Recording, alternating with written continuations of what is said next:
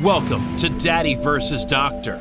Here are your hosts, pediatrician Dr. Scott Cohen and comedian Sebastian Maniscalco. All right, everybody, welcome to another episode of Daddy versus Doctor. We're going to get right to it. We got a lot of topics in the bag.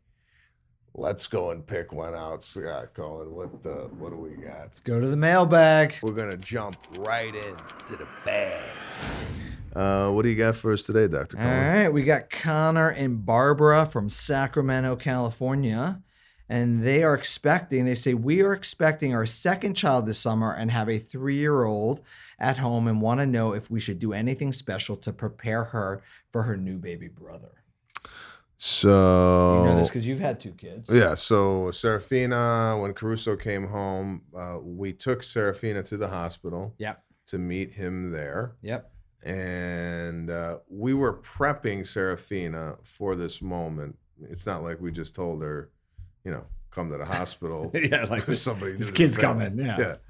And we say, hey, we got to make him feel at home. And, let's make him, she made him like a poster, welcome home, baby brother. So we didn't do anything outside. I know some people suggest, and I even forgot this. Because I'm sure we talked about this suggestion. Yeah, actually, it was you we were talking to. You gave us you gave us 3 things to do, and you didn't do any. Give me the 3 things, or maybe we did them. What were some of the things you do? All right, so nowadays, because a lot of people can't bring their child to the hospital because of new rules. Yeah. So what we tell them is when you bring the baby home, somebody go in and get the older sibling, bring them out to the car. So it's their baby, their house. So they're introducing the baby to their house. Because if you walk in with a new baby, you've sort of been replaced by the baby. I like having a present from the older sibling to the baby and from the baby to the older sibling. Teaches sharing, gets them excited. And then if they're interested, which they usually are, then you come inside, have the baby on your lap, put them next to you, and the whole time giving all the attention to the older sibling. You're such a great big sister. You're so gentle. Your brother loves you. Because the most common behavior, even in a 3-year-old, the best 3-year-olds, nice baby, whack. And it's not that they want to hurt the baby. It's they want your attention. So if you escalate your attention, they won't escalate their behavior. And then my favorite things are reverse psychology. So if you're playing with the older sibling and the baby cries, reprimand the baby in front of them. Baby doesn't know. We're playing with Serafina right now. We'll be there in a second. 20 seconds. Oh, Serafina, your brother's crying. What should we do? Should we go get him? What you did in 20 seconds is said, you're more important. You make decisions. And now when you do it, she's not upset because she permitted it. What most people do as soon as the baby comes, hold on, Serafina. And you just sort of said after 3 years, the baby trumps you. And then the final thing is reverse psychology, because she sees the baby get attention for things you don't want her to do. Scream at the top of her lungs, poop in the diaper. So if you're doing something with the baby and she's watching, you give the alternative big girl attention. So you're going to go pick him up because he's crying. Oh, Serafina, I wish he could talk to us like you can. I love that you use your words and not cry. So she wants to use words and act like a big girl. Oh, Serafina, I wish you could poop in the potty like you can. It's so much better than these diapers. So again, she's mimicking behaviors that you're giving attention to, which are big girl behaviors, rather than acting like a baby. And you did none of this. No, I did. We did have a gift. I remember we stopped at Walgreens to pick up Caruso a little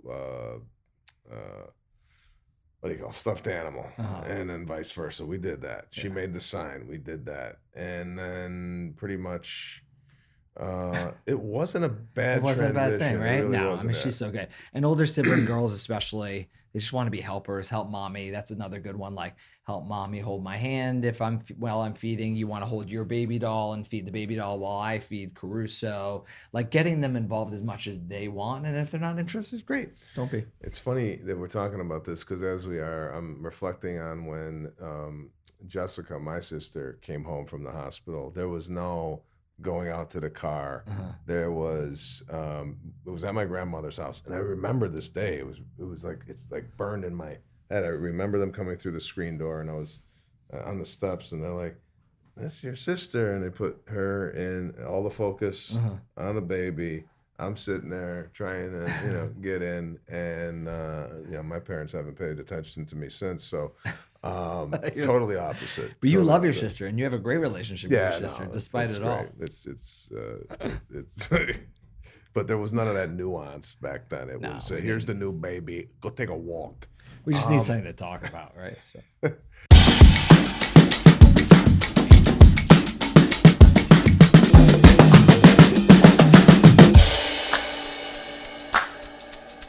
Oh, here we go. Hey, hi guys.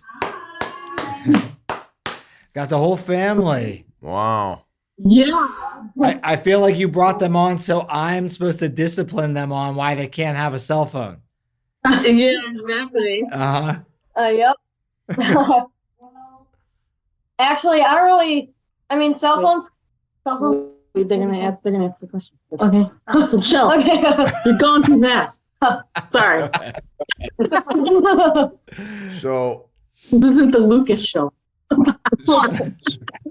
So listen, is the Yes. dilemma A, should the kids get a cell phone, and B, does every other kid their age have one? Well, he's 13, Yeah. and that's Adam, who's 10. Hey, Adam. Hey, Lucas. 13-year-old has one, 10-year-old doesn't. Okay. And like a little freaked because I don't know, the cell phone is scary. For Yeah, a kid, as parents, like starting out, them with a cell phone is like a whole nother world, opening up a whole new world of crap. So, Lucas, what do you do on a cell phone? Like, what do you do? Well, I'm not like most teenagers, I guess, because I don't really have any social media because personally I don't really like it. But I know that a lot of other kids my age, when they get a cell phone, they also get social media and all of that stuff. And personally, I think that the phone has been like fine for me because I don't get any social media. So I'm still able to like text my family and my friends, but I don't see all of the other extra crap that's on social media that like wastes everybody's time. So yeah. All right, I'm gonna make an observation right off the top. Just Uh-oh. you talking for 32 seconds. This kid is more mature than me. Sebastian should not have social media. Yeah. That's for sure. I don't think we have anything to worry about with Lucas. Yeah. Okay. No, I really don't, but Now, it's just Adam Yeah. might be a problem.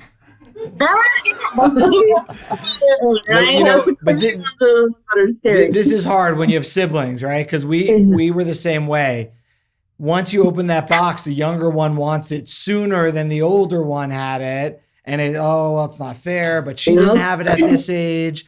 And you're right. You want to hold off as long as possible because it opens a Pandora's box. So what we're going to do. How did you do it? Like, I'm sorry. Oh, no. What were you I'm going to ask? sorry. No, tell me. You have daughters, right? Yes. And they're older? They're So like 14 and 12. And you're right. So we did it initially because of a need. She had a lot of activities, soccer after school, violin after school. So we needed it because it actually helped us stay in contact with her, pick up times, figuring out things. So it was a little selfish on our part, but it was helpful. But then obviously it snowballs in all directions. So I think what we need to do is we need to test Lucas. Lucas, you ready for my test that I ask all my teenagers? All right. So why is, you said, I'm not on social media, I just text. Why is texting your best friend different than talking to them in person? Well, because you're not face to face, so you don't get like the facial reactions, and that's part of why I don't like social media. Because like if everyone's sitting on the couch and just scrolling on the phone, or in his case the iPad, then that's like lame. Like I want to be with people, Right. So Lucas got the one answer that nobody gets, right? So emotions, it's hard to know. It's hard to know tone when you don't see their face. So really important, know that when you text somebody, you think about how your words can make them feel. And if it's possible, makes them feel poorly or talk negatively. This is for you, Sebastian, about other people. We do not send that text. All right. Number one, give me another reason. Putting you on the spot, Lucas, because you're a smart kid. Well, it's also sometimes texts don't go in. Like if you're in a conversation, whatever you say gets to them immediately, whereas they might not see the text immediately. Or all right, and it's there forever, right? It's like we planted this, Lucas. You got it. So when we're talking, our words go up into the sky and disappear, unless you're video recording for a podcast. When you text those words, they are there forever. So you don't send words or pictures or videos that you wouldn't show mom and dad. And that's the test you should say. You should say, would I show my mom and dad this? And if you wouldn't show your mom and dad, you don't send it to anybody else, because it's not just what people think of you now. It's what they're going to think of you for a really long time. The third may be the most important. Have you been in a group chat yet? Yeah, there was actually one at school, but it got kind of annoying, so I just left. Awesome, because in every group chat, there's one dum-dum. There's one kid who's being inappropriate, talking about other people, and when that happens, you do what you just did. You remove yourself and let your parents know, because who gets in trouble because of that one person? Everybody gets in trouble. So if you're going to be responsible with your phone, those are your 3 rules. He knew them. He's all set. Okay. No, not 100%, but yeah. So I heard Lucas mention that Adam has an iPad. Yes. Okay, so the difference of the iPad and the iPhone is the iPad limits the communication with other people just because he's just on the internet and not necessarily socializing. Well, I do have some like text with my friend from school on iMessages, but I don't really use social media at all. They don't allow that. Yeah. Okay. So I think you hold off on social media as long as possible. Definitely not a 10-year-old. There has to be limits on it. And mom and dad can see anything that you have on there at any time. They're in charge of the phone. It's their phone, right? There's no secrets on your phone or internet. You want to limit it before bedtime, right? Because all these things, they're not great for the brain. These aren't helping you grow. They're not helping you learn, right? So that's the really important thing. We have to be responsible, and it's on mommy and daddy's time, not on your time. So if mommy and daddy want you to have it, great. But when they say it's time to give it up, we want to give it up as well, because they know what's best. I think we could all learn from my father and what he used to say and still says, which is never put anything in writing. Yeah, exactly. We'll call you later.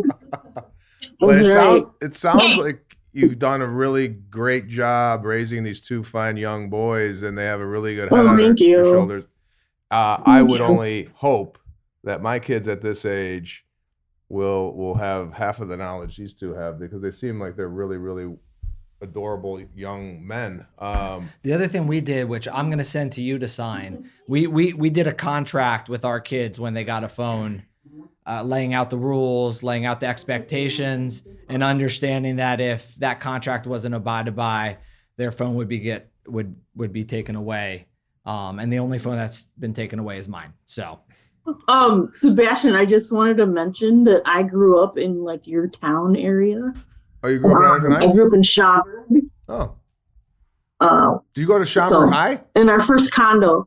I went to Cohen. I went to Cohen? All right. I went to Rolling Meadows.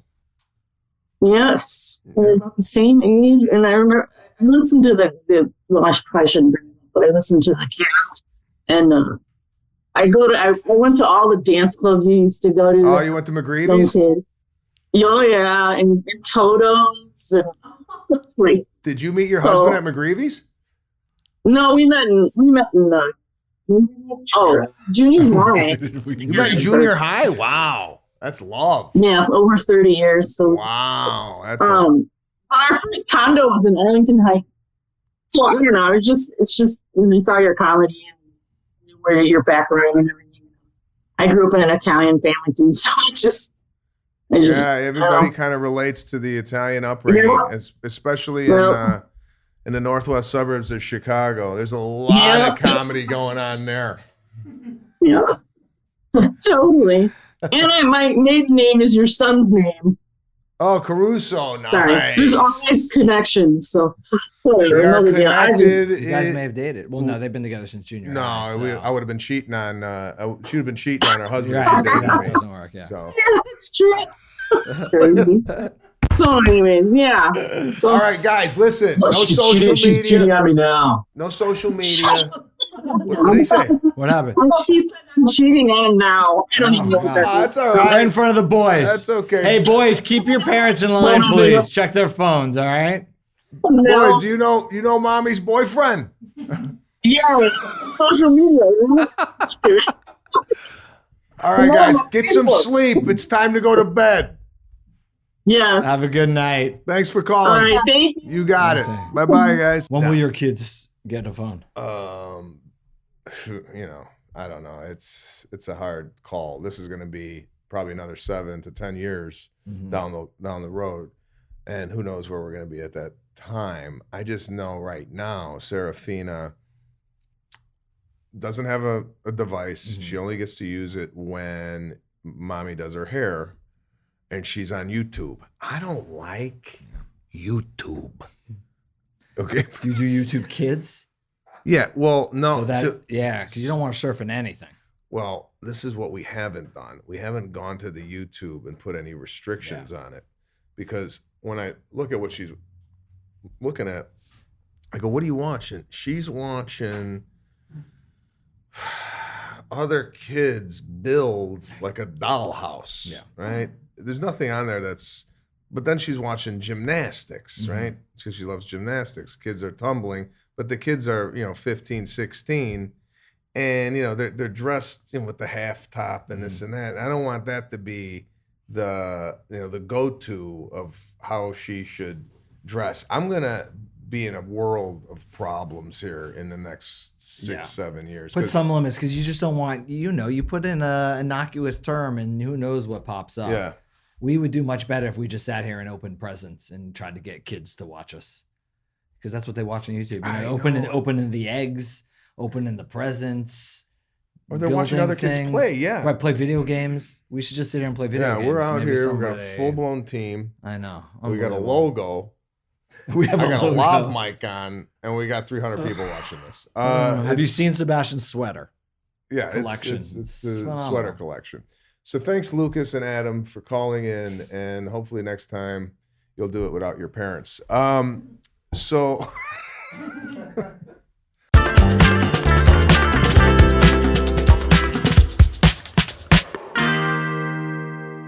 Hey, how you doing, guys? Good, man. What's going on? I'm gonna hide in the bedroom right now. All right. I see you do a lot of hiding in the bedroom. Been waiting for a little bit, so. All right. So What do we got? A bottle on a 4-year-old? yeah, that's one of the big ones. My wife didn't want me to talk about it, but one of the only main concerns I have, honestly. So But, Gary, I think it's a parenting issue, not a child I think issue. so too. I think so too. There's only one way to get rid of a bottle. Take the bottle away. Take it away, right? I know. So is it your wife that wants to keep him on the bottle, or what? Or how? What's the problem? Yeah, I'm kind of the tougher one when it comes to it, but she sees it as like a soothing thing. It's really just at night when it's kind of getting to be like bedtime, Me, I kind of just ignore it. I'll be like, okay, I'll go get you one, baby. I'll get you one. Then I just put it off until hopefully she falls asleep, Yeah. So, But some nights she won't fall asleep until she gets it. So is there kind of give in. Is there anything that they could supplement for the bottle as something to soothe? Or Yeah, I mean, you could offer the same thing in like a sippy cup or straw cup. She's going to refuse it because she's not taking it because of what's in it. She's taking it for the comfort of the bottle. So really Right, at this age, exactly. it's probably ripping off the Band-Aid and not giving into the bottle and trying something else. But again, she's going to refuse and be upset about it for a couple of nights, and then it will probably be done. I don't think you have to worry about, assuming she's growing and healthy, I don't think you have to worry about the volume that she's taking. If she's thirsty, she'll make it Right. up somewhere else. So I don't think that's an issue. I think obviously it just seems like it's an easy way to comfort and get down to bed. but it's nice for her to learn. There's other soothing methods. Truth is, nobody goes to college with a bottle, but it's nice to learn other soothing methods to get down other than the bottle. Well, is that similar to the sucking of the thumb, where that generally just will go away? It will go away. But the bottle's easier than the thumb because you can remove the bottle. The other thing I get concerned about is bottles at night, the milk sitting in the mouth, that can lead to dental decay and, things like that, which isn't good. Just the milk and the sugars on the teeth. Got it. So when did you get rid of your bottle? I don't even know if I was given a bottle. I think I was kind of fending for myself at a young Forage. Yeah. Foraging for berries. So you have no say, basically. So you have no say. That's why you're hiding in the bedroom. Exactly. Yep. They're in the other room. I'm hiding. So wait, what's going to happen after you talk to... My wife told me what to do. So after this, do you go out to her and you say, Sebastian and Dr. Scott said this, or we just keep it between the three of us? I think we'll keep it between the three of us until it makes the show or not. We'll see. So you just did this to know that you were right. Yeah. No, I know. We both know that it's not right, and we both try real hard with it, but it is a comfort thing for her, and it's something that that's the only thing that we lack on with our daughter is bottle breaking, really. Hey, listen, if this is the worst thing that happens in her life, you guys are all set. I wouldn't worry too much. At this point, it's really not even milk in there. Half the time, it's just water with literally a drop of milk. Yeah. It's not for the nutrition, obviously. It's not for anything like that. It's just a soothing thing. Yeah. So I don't know. I know it's comforting, but if this is your biggest problem, I think you guys are doing a great job over there. Is that a Chicago White Sox jersey? What is that?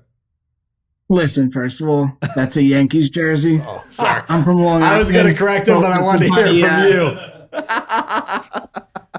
We're from Long Island, like your buddy Petey, who we're actually going to see in January. We live in Florida now, but yeah, it's definitely a Yankees jersey. I'm sorry to tell you that. That's okay. But huge fans of everything you guys do, and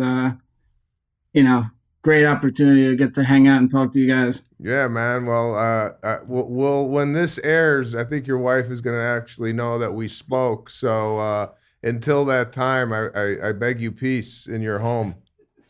And your wife's always right. You know that. Yeah. All right, brother. Nice talking to you. Take care, guys. Be good. Bye. Take care. You didn't catch the New York accent. I thought that was White Sox. I don't know why. That's how much I know about baseball. Pinstripes. What do I know? And plus, he had a Chicago vibe to him, so I thought maybe he was in a local garage band in Chicago.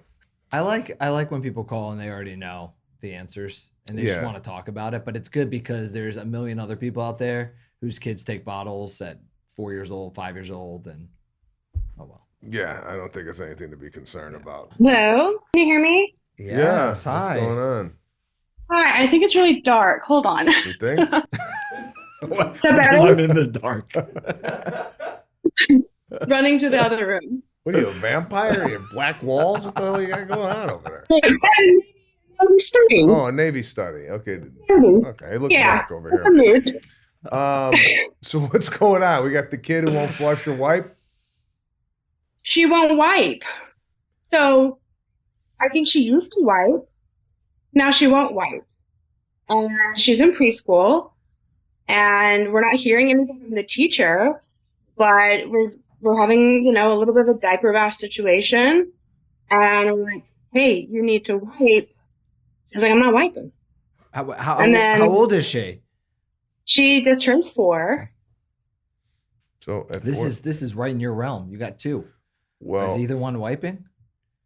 Serafina wipe? Serafina wipe. She's 5.5. Yeah.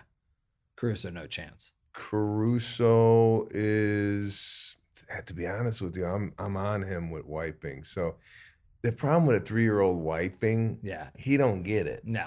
It's like just a finish. It's like there's no real detail work done. It's.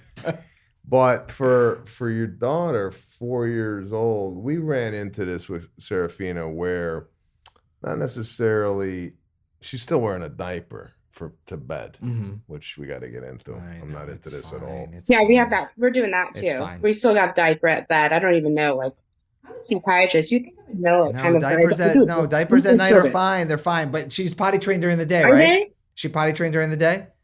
Oh yeah, Yeah, she's yeah. in preschool. She's good. Okay. All right. So the rash, Mhm.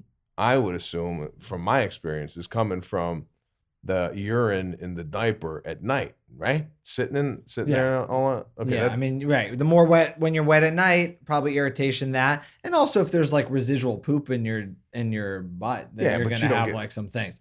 But I mean, I think at 4, still very age appropriate not to be good at that. Do they help at school? I think so. Yeah. We're not hearing anything that they're like, hey, she's not wiping her butt and there's poop. Yeah. No, I mean, usually at preschool they help out, and then you help out, and then over time they teach. Usually around kindergarten age, they get better at it and are more independent about it. But I think a 4-year-old who isn't great at it, I mean, I've seen a lot of older kids who aren't great at it, so I think that's still normal to help out. Well, is the rash on her behind?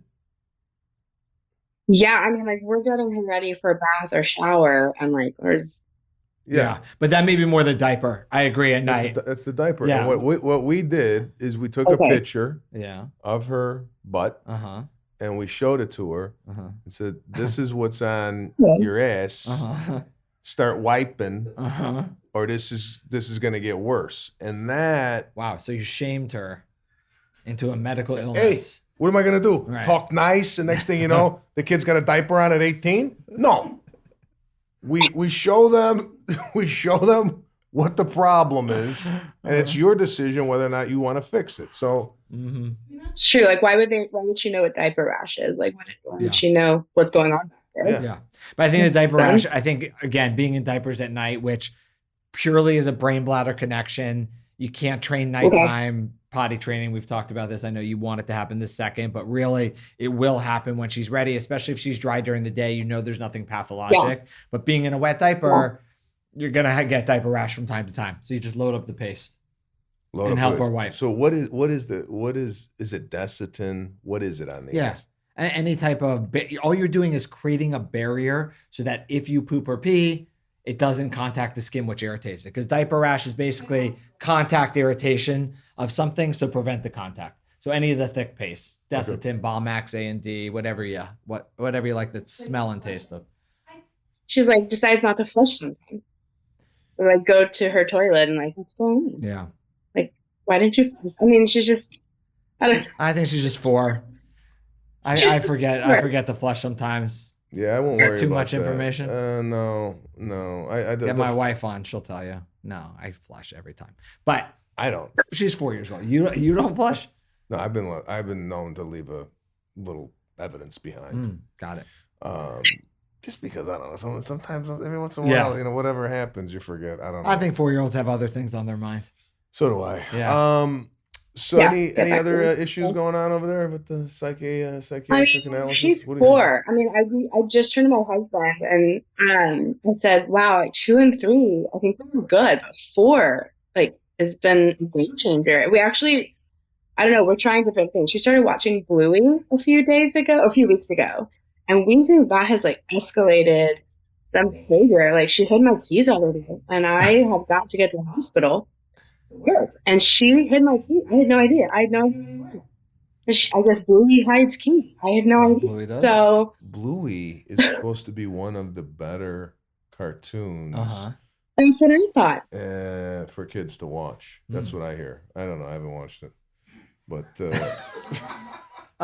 my kids watch it. My keys are still here. I don't know. We thought it was cute. We thought it was fun. There's like been like a lot of physical like teasing, physical comedy, physical like stuff lately. So we're gonna change it up. I'm an adult psychiatrist, not a child psychiatrist. So I don't do kids. Well, it sounds like she's going to grow up and be just like Sebastian.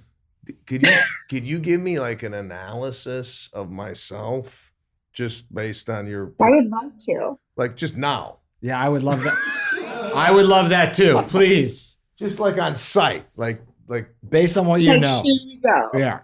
I mean, I'm immigrant's child. You're born in America, right, Yeah. Sebastian? yeah.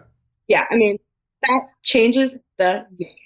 So are you This saying generation that immigrant. since we're from immigrant parents, all you learned in school goes out the window when you're analyzing first generation people? I'm saying that it just sets things like there's already, you are just born into this conflict of like, parent is immigrant, but we're in America. So there's just like everything we encounter has this conflict of like, oh, wait, mom and dad, they were raised this way, they did things this way. Yeah. We're here, Sally over here does that, See, it happens in everything. this is something that actually we should extract from the podcast.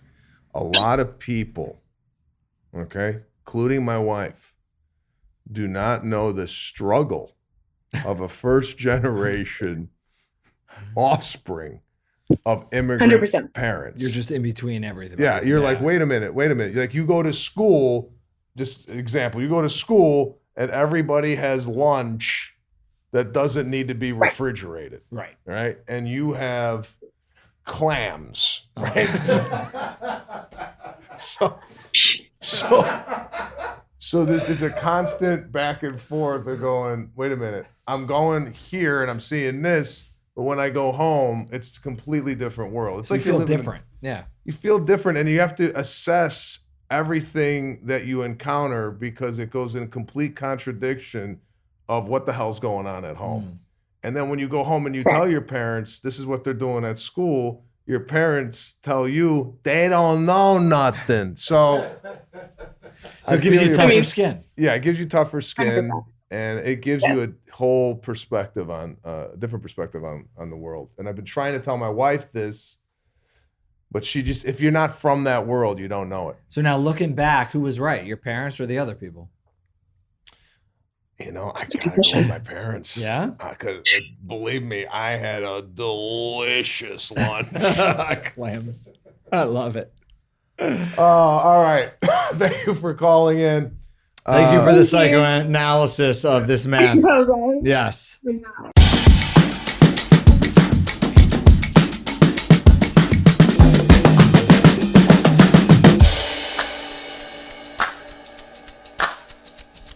Gosh, hi.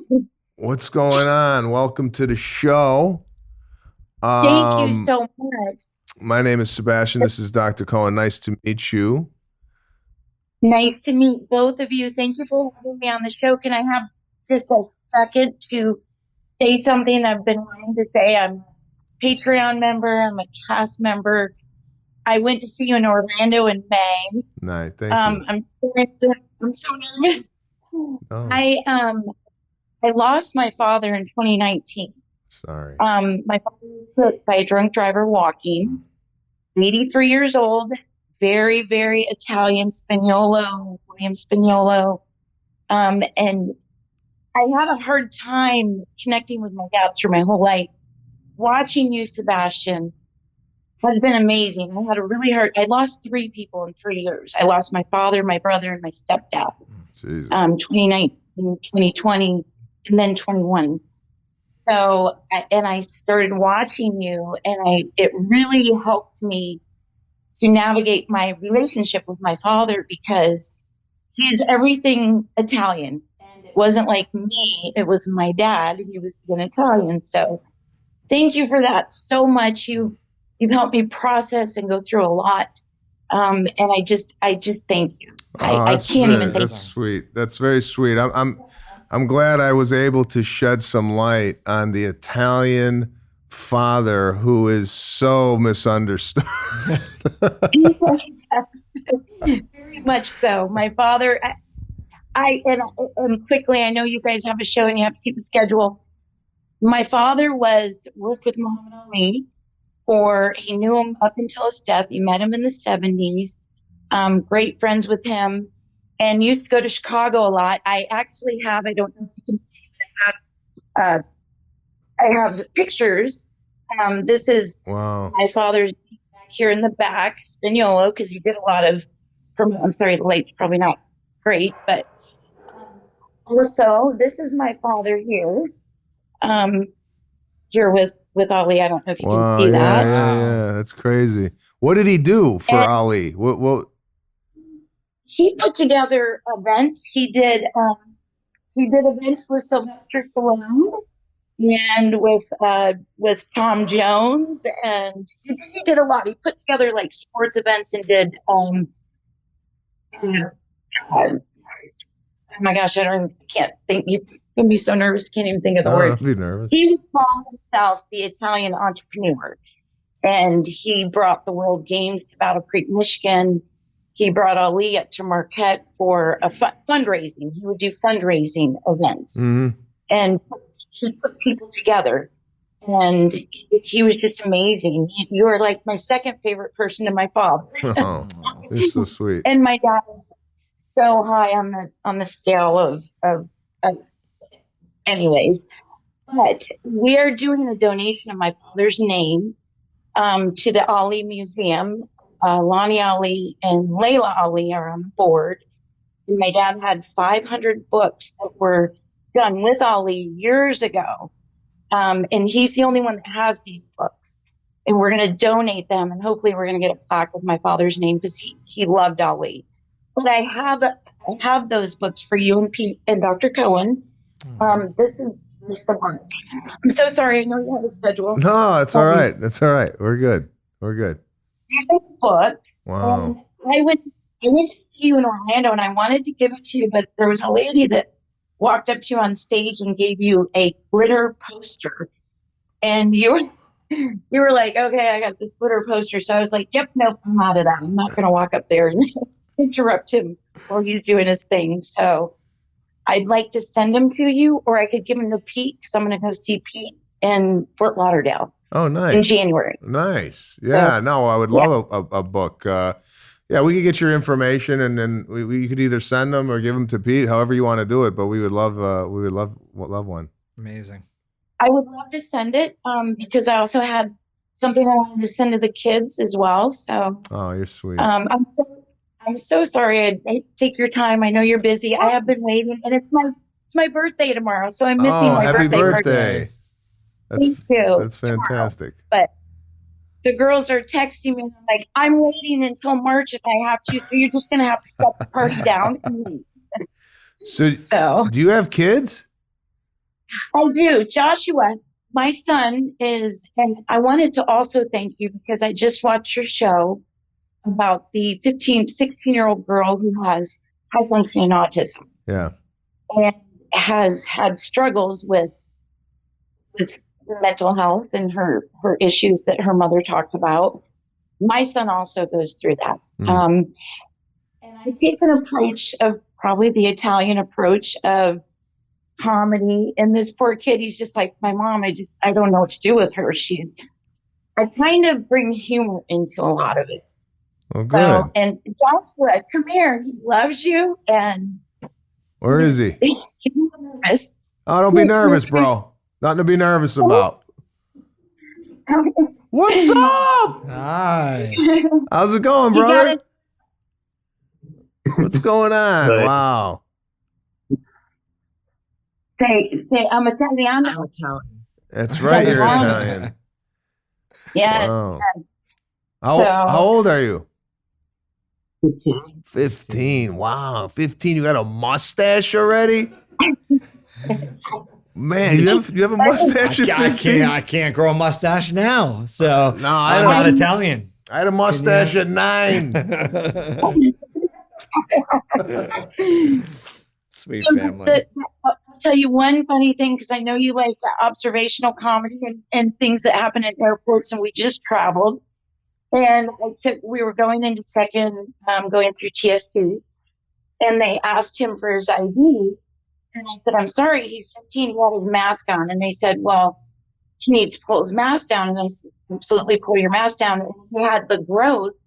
And she said, he needs to shave. He looks like he's 18. And I was like, really? That's what you're going to say to me? So I had a little joke about it, but I'm not as good as you, obviously. So, but yeah, so I was told that I should make my son shave. No, so you know what? The next time you tell him he's going to come with a beard down to his nipples. Oh, well, that's, listen, that's very sweet of you to share all those things, the photos, the book, and introducing us to your beautiful son. And I'm so glad that we share the same Italian father figure. Yes. Because it's one that's so easily it's hard to understand. When talking about Italian fathers to other people who aren't Italian, they don't even get it. They do not get it. They just think they're just like, oh my God, your dad is, I just can't even deal with him. But he did meet Frank Sinatra, because I know you talk about Frank a lot. He met, I think it's Jilly Rizzo. Or Rizzo, his manager. He was friends with him. So he met him way back. And he met Pope John Paul II. Jeez. Took him about 10 years. Man, and he had this picture blessed, a house that I inherited when my father passed. He had the house, I guess, the picture, which is supposed to extend to the home as a blessing from the Pope. So he went through an Italian bishop or Cardinal Sciacca, and spent like 10 years on this journey to meet him. And he did. So you've done so much for me to help me understand my dad and the things that he was doing, and being so, I mean, if he said it, he did it. And that's really admirable. I know I need to. No, all good. Talk a lot, I talk with my hands a lot. So, well, your dad sounds like he was a fantastic man and a true entrepreneur, and you're lucky to have him as a father. And we were lucky to have you as a guest on our show today. Really appreciate you calling in. You and your family. I have a question for you. Yes. Did you ever think when you got into comedy that your comedy would touch people in such a positive way? No, I mean, like, you just out there making people laugh, and then there's another layer. Like you heard her say that, she understood her father better by listening to my comedy, and then we're doing a show about autism, which sparks that. You don't know who that's going to hit, and she has the son that comes out, and it's funny and I don't know autism intimately. I don't exactly know. I heard of high functioning autism. I've heard of just autism in general. So I try not to treat the autistic kid any different than I would. Like, he had a mustache, and I just thought it would be funny if he had a mustache 15. I didn't think his brain would process that any differently than any normal 15-year-old kid. And I don't know if I'm sometimes maybe out of line by saying something like that, but autism. What is it? What exactly in the brain? Like you said, the kid's brilliant. And when I think of autism, I think of Dustin Hoffman and Rain Man. Right. What's I mean, it's a spectrum. So what you think of with Dustin Hoffman and Rain Man is one end of the spectrum.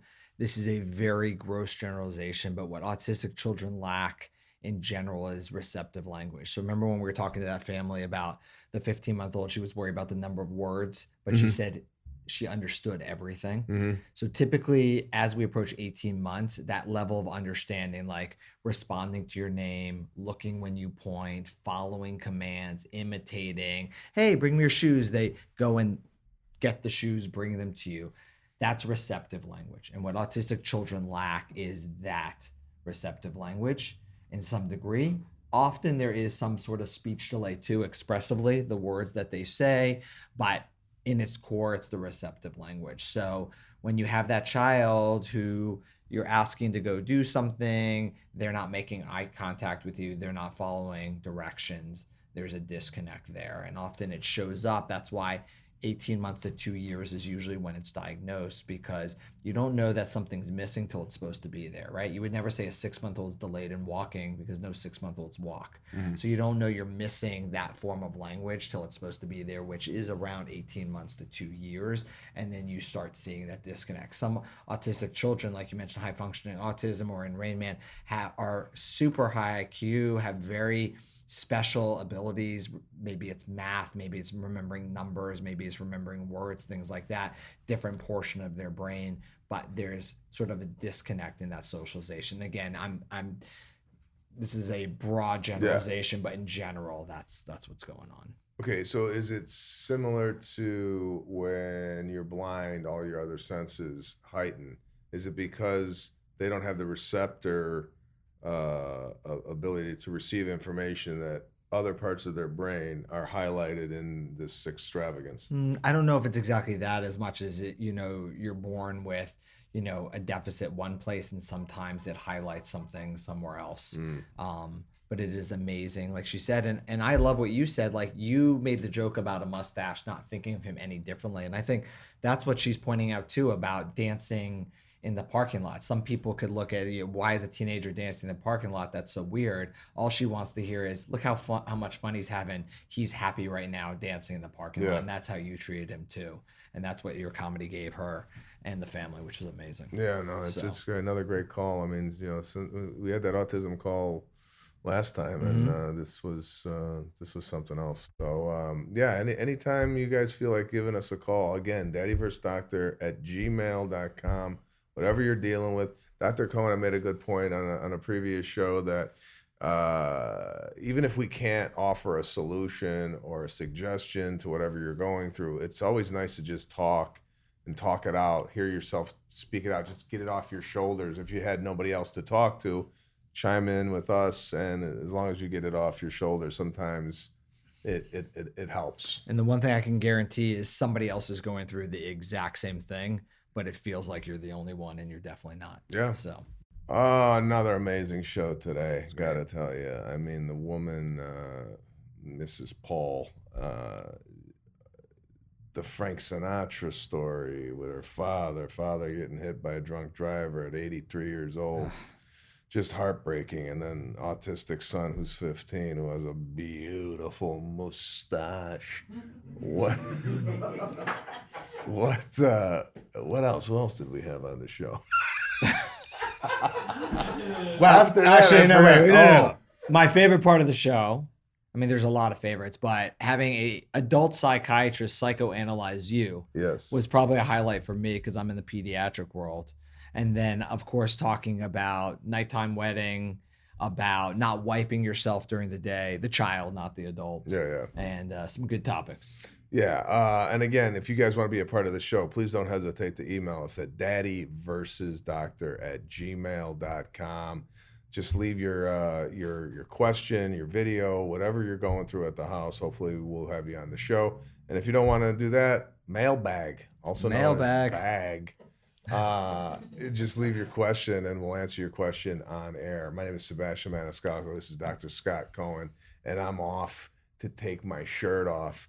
He's itchy. Itch my so neck. itchy.